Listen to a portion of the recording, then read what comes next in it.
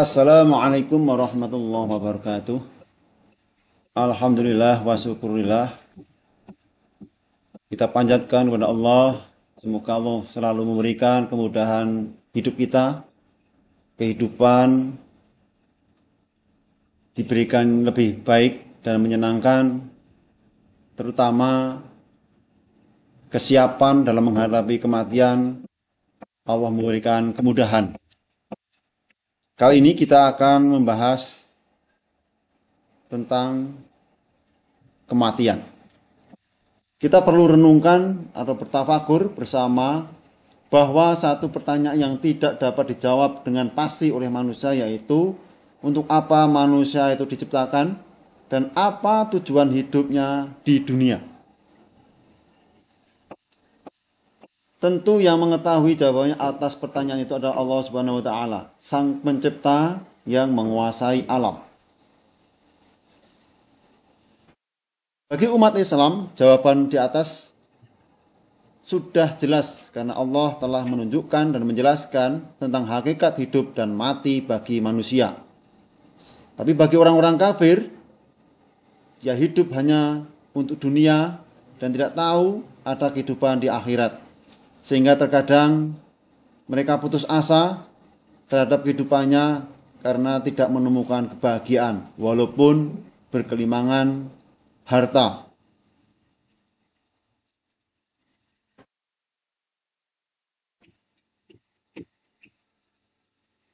Setiap manusia dilahirkan mengalami proses kehidupan, kematian, dan pada akhirnya akan dihidupkan kembali.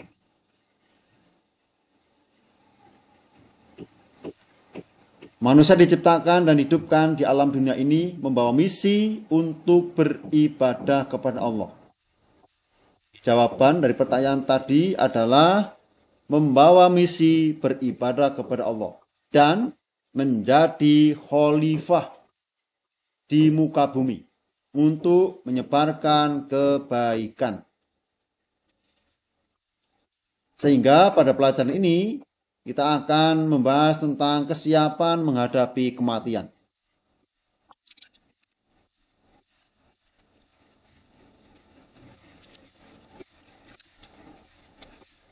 Yang pertama, menghamba kepada Allah. Kesiapan yang pertama dalam menghadapi kematian adalah menghamba kepada Allah sesuai yang tersurat dalam Quran surat Az-Zariyat ayat 56. A'udzubillahi minasyaitonirrajim. Wa ma khalaqul jinna wal insa illa liya'budun. Dan aku tidak menciptakan jin dan manusia melainkan supaya mereka menyembah kepadaku. Itulah dasar daripada kita harus menghamba kepada Allah, menyembah kepada Allah tanpa syarat.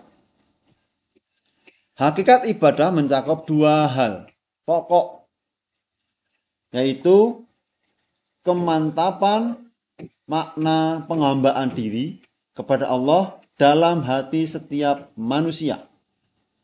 Yang kedua, mengarah kepada Allah dengan setiap gerak pada nurani, pada setiap anggota badan, dan setiap gerak dalam hidup ini. Sehingga ibadah kita selalu sesuai dengan apa yang menjadi kehendak Allah.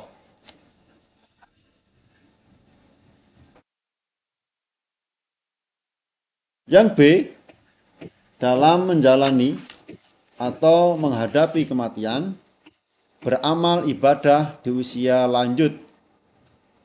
Amal ibadah di usia lanjut ada beberapa hal yang bisa dilakukan. Yang pertama, memperbanyak doa. Dari hadis yang diriwayatkan oleh Bukhari dan Muslim dari Aisyah radhiyallahu anha, Rasulullah sallallahu alaihi wasallam bersabda, bahwa sebelum meninggalkan dunia berbanyaklah bacaan subhanakallahumma rabbana wa bihamdika allahumma ighfirli dalam rukuk dan sujudnya untuk memenuhi perintah Al-Quran. Dan dikatakan dalam hadis riwayat Muslim bahwa Rasulullah SAW sebelum meninggal memperbanyak bacaan Subhanaka wa bihamdika astaghfiruka wa atubu ilaik. Maha suci Engkau ya Allah, saya mohon ampun dan bertobat kepadamu. Kemudian Aisyah bertanya, ya Rasulullah, apakah pengertian dari bacaanmu? Beliau menjawab, saya diberi tanda tentang umatku. Bila saya melihat tanda itu, maka saya membaca kalimat Idza jaa nasrullahi wal fath sampai akhir surat.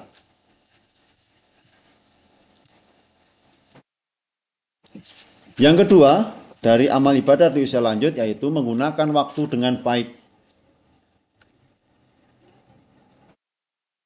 Quran surat Al-Asr ayat 1 sampai 3 menjelaskan wal asri innal insana lafi khusrin illa ladzina amanu wa amilus solihati wa tawassaw bil haqqi wa tawassaw bis sabr.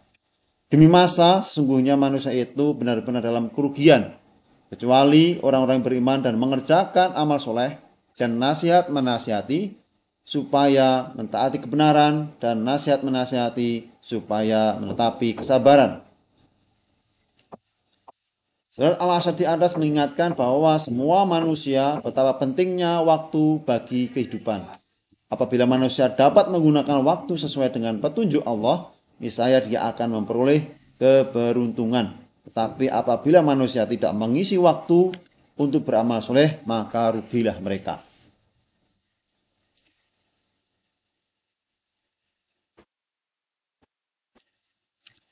Persiapan usia lanjut yang ketiga yaitu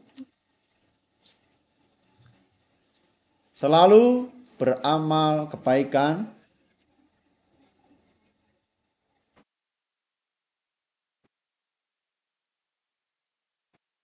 sesuai dengan hadis Nabi sallallahu alaihi wasallam, ahabbul a'mali ilallahi ta'ala adwamuha wa in qala.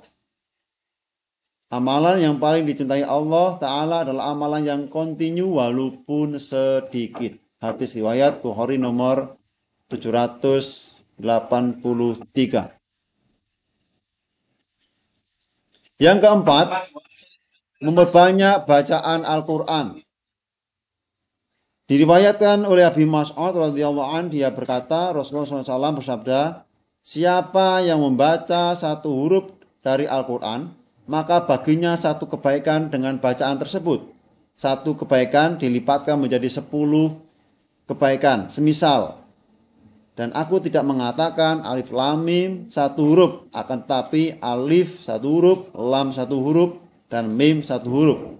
Hadis riwayat Tirmidzi yang disahihkan oleh kitab Sahih Al-Jami nomor 6469. Keutamaan membaca Al-Quran. Beberapa hal yang harus kita ketahui agar kita semangat dalam membaca Al-Quran adalah yang pertama, Al-Quran memberi syafaat kepada ahlinya di akhirat. Yang kedua, dapat menenteramkan hati. Yang ketiga, dapat menyembuhkan penyakit. Dan yang keempat, pembacanya Al-Quran dikaruniai cahaya oleh Allah dan dipelihara dari kegelapan. Yang E, membaca Al-Quran memperoleh kedudukan yang tinggi dalam surga. Yang F, membaca satu huruf Al-Quran akan memperoleh 10 kebaikan. Dan keutamaan yang terakhir yaitu orang yang mahir membaca akan bersama malaikat. Dan yang terbata-bata mendapat 2 pahala. Yang kelima, berakhlakul karimah. Berakhlakul karimah atau akhlak mulia merupakan cara bersikap, bertutur kata, dan bertindak sesuai dengan ajaran Islam. Orang semakin bertambah usia dan semakin tua, semakin banyak akhlaknya. Ibarat tanaman padi, semakin berisi, semakin menunduk. Demikian pula seseorang semakin tua, semakin berisi amal soleh. Sehingga semakin tawadhu, ingat dan mendekatkan diri kepada Allah. Ia selalu sadar sepenuhnya bahwa usianya yang sudah lanjut pasti akan segera berakhir dan kembali menghadap Allah, Sang Khalik.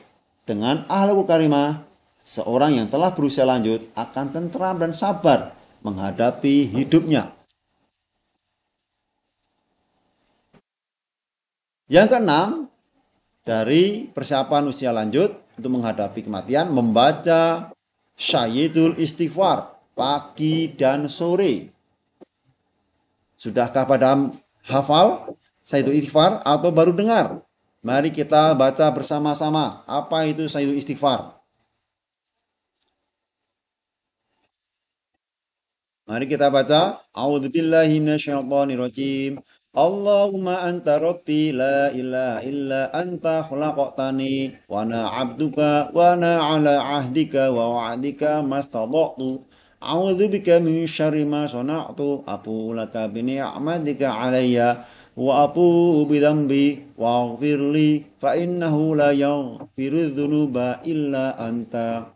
Ya Allah, Engkau adalah Rabbku, tidak ada ilah yang berhak disembah kecuali Engkau. Engkaulah yang menciptakanku, aku adalah hambamu. Aku akan setia pada perjanjianku padamu, yakni aku akan mentauhidkanmu semampuku dan aku yakin akan janjimu berupa surga untukku. Aku berlindung kepadamu dari kejelekan yang kuperbuat. Aku mengakui nikmatmu kepadaku dan aku mengakui dosaku. Oleh karena itu, ampunilah aku. Sesungguhnya tiada yang mengampuni dosa kecuali Engkau. Itulah isi daripada Sayyidul Istighfar. Istighfar yang komplit, banyak yang insya Allah kalau kita amalkan pagi dan sore akan mendapatkan berkahan. Amalan yang selanjutnya, yang ketujuh adalah membaca sholawat Nabi. Dalam membaca sholawat Nabi bisa kita pilih yang pendek atau yang panjang. Contohnya Allahumma sholli ala Muhammad wa ali Muhammad.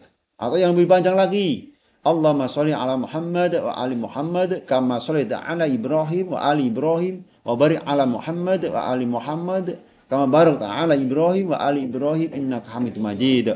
Itulah bacaan sholawat. Bisa yang pendek, bisa yang panjang. Misalkan bisa dibaca sholawat pagi dan sore dan setiap hari. Kemudian kita membahas tentang tata cara bimbingan sakaratul maut. Bagaimana cara membimbing sakaratul maut pada si sakit? Sakaratul maut merupakan kondisi orang yang sedang menghadapi saat-saat kematian.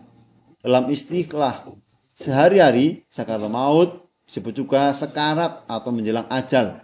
Imam Ghazali dalam Ihya Ulumuddin berkata, sakaratul maut lebih dahsyat daripada pukulan pedang, lebih tajam daripada gunting dan gergaji. Satu urat saja apabila ditarik oleh tubuh manusia, niscaya ia akan menjerit kesakitan. Lalu bagaimana kalau kita ditarik tubuh kita, ruhnya, yang tidak ditarik dari satu urat saja, tapi dari semua urat? Sudah pasti sakitnya luar biasa. Ketika seseorang mengalami sakaratul maut, setiap anggota tubuh akan mati secara bertahap. Mulai dari mana? Yang pertama dari kaki. Kaki akan terasa dingin. Kemudian naik ke betis. Kemudian kedua pahanya. Kemudian naik ke atas sampai pada anggota tubuh akan merasakan sakaratul maut dan kepedihan. Sampai pada tenggorokan, kerongkongan, dan seterusnya. Apabila seorang telah tiba ajalnya, maka terputuslah pandangannya dari dunia dan keluarganya. Tertutup pintu taubat, terputus amalnya, dan bahkan terjadi penyesalan bagi orang-orang yang dalam hidupnya berbuat dosa.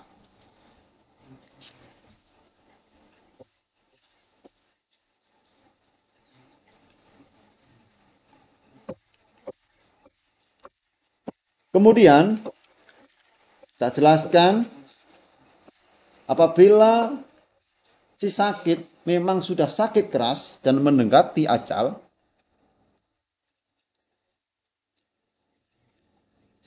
orang yang menjenguk saudaranya yang sakit keras dianjurkan untuk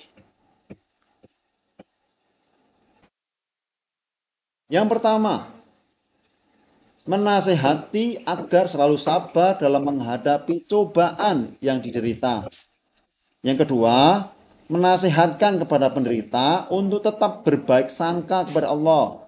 Yang ketiga, menganjurkan agar meninggalkan wasiat jika ia meninggalkan barang atau hak milik atas nama dirinya.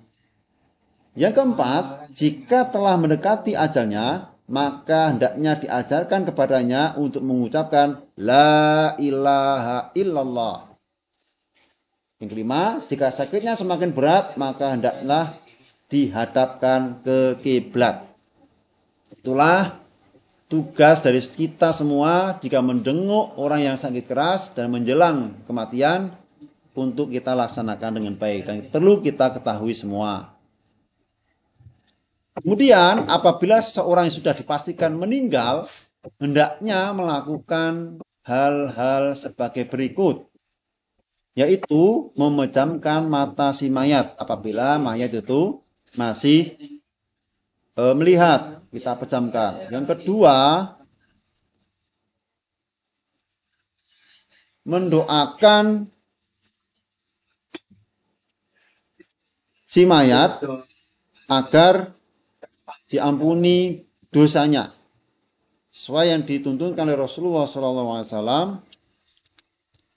Allah maghfir li abi salamata warfa' darajatahu fil mahdiyina wahlufhu fi aqibihi fil ghabirina waghfir lana walahu ya rabbal alamin wafsah lahu fi qabrihi wa nawwir lahu fi.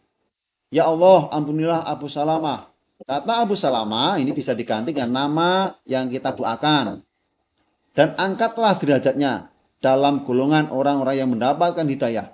Berilah penggantinya setelah kematiannya dari keturunannya setelahnya. Ampunilah kami dan dia, wahai Tuhan penguasa alam.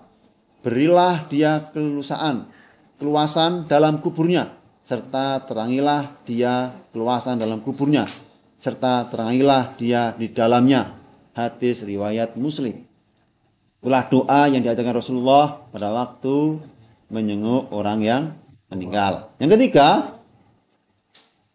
kalau sudah meninggal, selubungilah mayat dengan kain selubung yang bagus. Yang keempat, dibolehkan mencium dan menangis jenazah sepanjang tidak menjerit-jerit dan meratap-ratap. Yang kelima, hendaklah keluarga terdekat segera mengurus hutang si mayat jika memiliki hutang, untuk segera dilunasi jika memiliki kelonggaran harta dan diambilkan dari harta si mayit. Yang keenam, hendaknya si mayat dirawat dengan baik. Yang ketujuh, memberitahukan kepada kerabat, teman, dan tetangga. Bagi yang tertimpa atau mendengar, maka disunahkan membaca istijah. Inna lillahi wa inna ilaihi raji'un. Yang kedelapan, hendaklah memberikan bantuan kepada keluarga duka, baik bantuan secara material maupun moral, untuk meringankan beban keluarga yang ditinggalkan. Itulah hal-hal yang harus dilakukan saat kita menjenguk orang sakit dan sudah meninggal.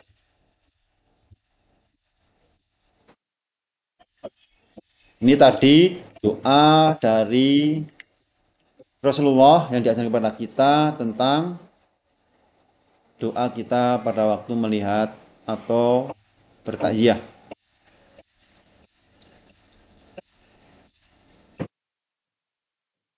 Takziah memiliki beberapa keutamaan, antara lain keutamaan pertama, takziah dapat menyadarkan diri kita bahwa setiap orang akan mati.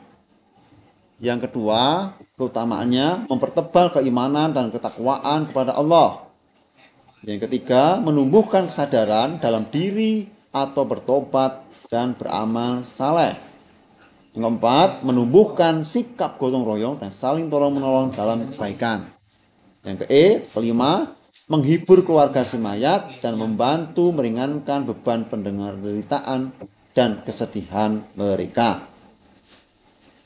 Itulah beberapa hal keutamaan kita dalam takziah.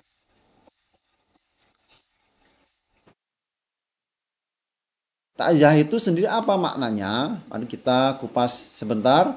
Takziah berasal dari kata al-izza'u yang berarti sabar. Menurut istilah, takziah adalah menyabarkan dan menghibur orang yang tertimpa musibah dengan mengucapkan dan melakukan sesuatu yang dapat menghilangkan duka dan meringankan duka mereka.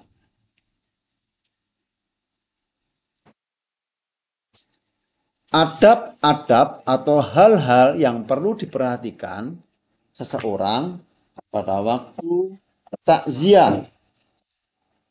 Apa saja yang harus kita lakukan atau adab-adabnya? Yang pertama, memberikan bantuan terhadap keluarga yang terkena musibah.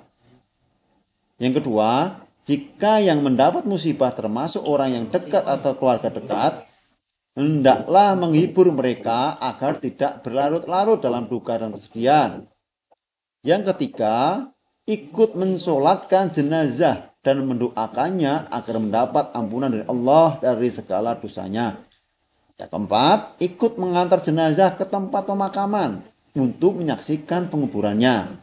Yang kelima, tidak boleh berbicara keras, bercanda, tertawa, atau sikap lain yang tidak terpuji. Yang enam, boleh berkabung bagi wanita yang ditinggalkan mati suaminya. Sesuai dengan hadis sabda Rasulullah SAW, tidak boleh seorang wanita beriman kepada Allah dan hari akhir untuk berkabung atas kematian melebihi 3 hari, kecuali atas kematian suaminya. Hadis riwayat Muslim. Dan diriwayatkan oleh Bukhari, ada tambahan lafaz, fa innaha tuhibu alaihi arba'ata asyuri wa asyra. Maka ia berkabung atas hal tersebut selama 4 bulan 10 hari. Ini dikhususkan untuk yang suami yang meninggal. Kemudian ziarah kubur. Apa itu ziarah kubur? Ziarah kubur adalah mengunjungi makam atau kuburan kaum muslimin atau muslimat. Tujuannya agar orang yang berziarah adalah mengingat mati atau akan mengalami mati.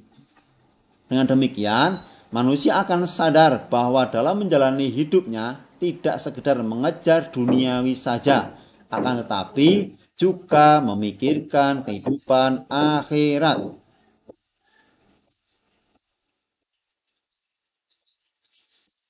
Sesuai dengan sabda Rasulullah SAW yang dinukil dari hadis riwayat Muslim, Abu Dawud, Tirmidzi, Ibnu Hibban dan Hakim, artinya dahulu aku pernah melarang kalian dari ziarah kubur, maka telah diizinkan bagi Muhammad berziarah kubur ibunya, maka berziarahlah kubur kalian, sebab hal ini dapat mengingatkan ke akhirat.